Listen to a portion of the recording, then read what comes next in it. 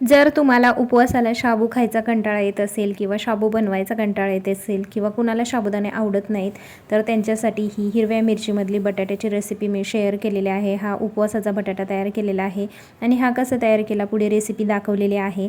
तुम्ही जर माझ्या चॅनलवरती नवीन असाल, सबस्क्राईब केलं नसेल तर प्लीज सबस्क्राईब करा आणि माझे व्हिडिओ तुम्हाला आवडले तरच तुमच्या मित्रमैत्रिणींपर्यंत शेअर करत जा आणि इथून मागच्या व्हिडिओंना जे प्रेम देताना त्याबद्दल खरंच मनापासून थँक्यू। चला रेसिपी स्टार्ट करूया।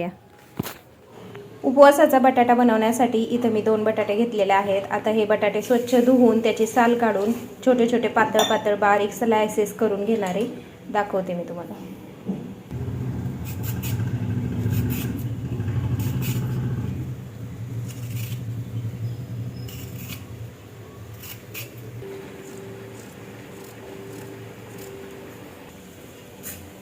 तर आता बघू शकताय तुम्ही अशा प्रकारे मी बारीक बारीक बटाट्याच्या चकल्या करून घेतलेल्या आहेत। चला आता उपवासाचा बटाटा कसा करायचा ते मी दाखवते। उपवासाचा बटाटा बनवण्यासाठी इथं मी बटाटे चिरून घेतलेत। इथं हिरवी मिरची आहे फक्त, ह्याच्यामध्ये बाकीचं काहीच नाही आहे, मीठ सुद्धा नाही आहे, फक्त हिरवी मिरची बारीक करून घेतली आहे आणि इथे शेंगदाण्याचं कूट आणि आपल्याला शेंगदाण्याचं तेल आणि मीठ लागणार आहे, तर ते पण मी तुम्हाला दाखवते। अगोदर मी इथं कढई ठेवली आहे, आता कढईमध्ये तेल टाकूया।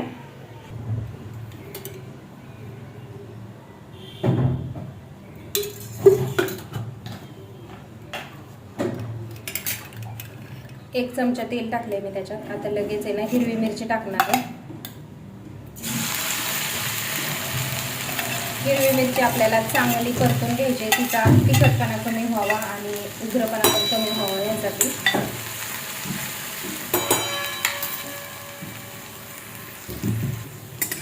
आता मिरची चांगली भाजली आहे, आता त्याच्यामध्ये आपण टाकणार आहे चिरलेला बटाटा।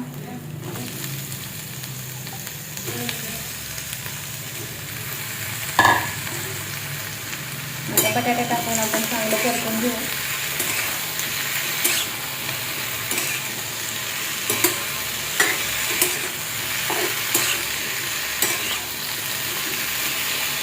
आता ह्याच्यामध्ये टाकणार आहे आपण चवीनुसार मीठ, तरी इथं पाव चमचा मीठ घेतलेले।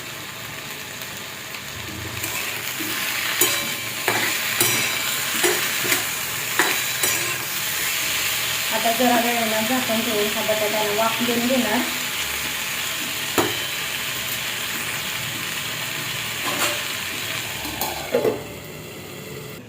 तर आता झाकण काढून बघूया बटाटा शिजलाय की नाही। ऑलरेडी 5 मिनिटं झालेले आहेत।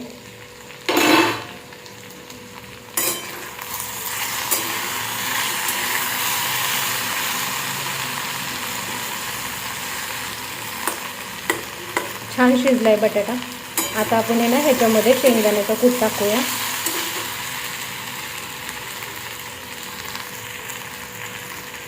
जास्त नाही टाकायचा, थोडंसंच टाकायचं।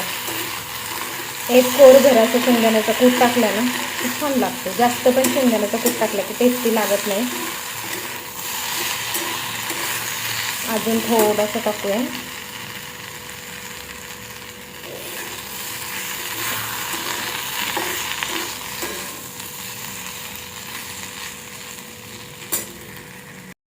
बटाटा बनवलाय आणि त्याच्यासोबत दही सुद्धा घेतलेला आहे।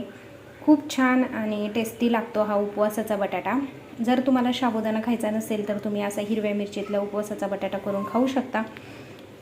तर कशी वाटली तुम्हाला ही रेसिपी मला नक्की सांगा।